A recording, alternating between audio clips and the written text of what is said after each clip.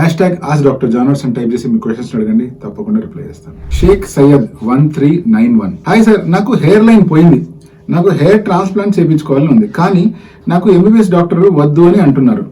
ఫ్యూచర్లో తలలో నరాలు డ్యామేజ్ అవుతాయి, హెడేక్, పెయిన్ చాలా ఉంటుంది అని అంటున్నారు. హెయిర్ లైన్ అనేటువంటిది ఎవరికైతే కొంచెం రిసీడ్ అయి ఉంటుందో వాళ్ళకి నార్మల్ పద్ధతుల్లో మనం ఎన్ని మెడికేషన్ వాడినా కూడా బేబీ హెయిర్ వరకు తీసుకొని రావచ్చు, తప్పితే అక్కడ గ్రోయింగ్ హెయిర్ తీసుకొని రావాలన్నా, హెయిర్ లైన్ రీక్రియేట్ చేయాలన్నా హెయిర్ ట్రాన్స్ప్లాంట్ తో మాత్రమే సాధ్యం అవుతుంది. మీరే కనుక 20 years కానీ 25 years లోపలే ఉన్నారు అండ్ చాలా early stage of hair receding లో ఉన్నారు అనుకోండి, అటువంటప్పుడు ప్రత్యేకించి దాని గురించి భయపడాల్సిన అవసరం లేదు.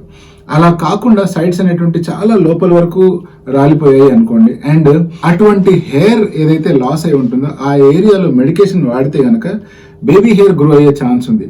కానీ లాంగ్ హెయిర్, దువ్వుకోగలిగేంత లాంగ్ హెయిర్ మెడికేషన్ తో గ్రో అవుతాయా లేదా పిఆర్పితో స్టెమ్ సెల్ తో గ్రో అవుతాయా అంటే గ్రో అవ్వవు. అలా హెయిర్ లైన్ ని రీక్రియేట్ చేసుకోవాలి అంటే మాత్రం హెయిర్ ట్రాన్స్ప్లాంట్ చేయాల్సిందే. ఇప్పుడు మీరు విన్నట్లు, ఎవరైతే మీకు తెలిసిన డాక్టర్ గారు చెప్పినట్లు హెయిర్ ట్రాన్స్ప్లాంటేషన్ చేస్తే పెయిన్ ఉంటుందా అంటే ఎస్. హెయిర్ ట్రాన్స్ప్లాంటేషన్ చేసేటప్పుడు ఇనీషియల్ గా నేను ఏదైతే స్కాల్ప్ వెనకాల భాగంలో మత్తిస్తానో అప్పుడు ఒక 3 నుంచి 4 నిమిషాల వరకు డెఫినెట్ గా పెయిన్ ఉంటుంది. అంతేకాకుండా ఫ్రంట్ ఏరియాలో హెయిర్ ఇంప్లాంట్ చేసేటప్పుడు కూడా అట్లీస్ట్ ఒక 1 minute వరకు డెఫినెట్ గా పెయిన్ ఉంటుంది.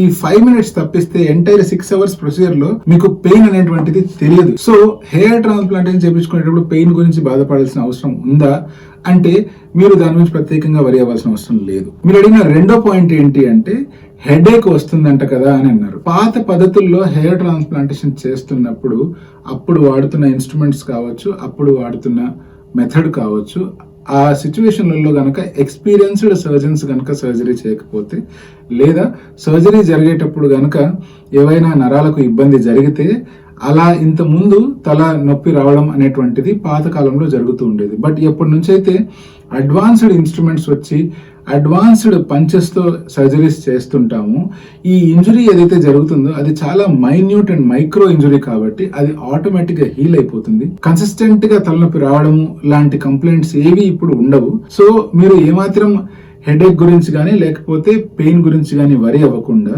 హెయిర్ ట్రాన్స్ప్లాంటేషన్ చేయించుకొని దాని రిజల్ట్స్ ని పొందుకోవచ్చు.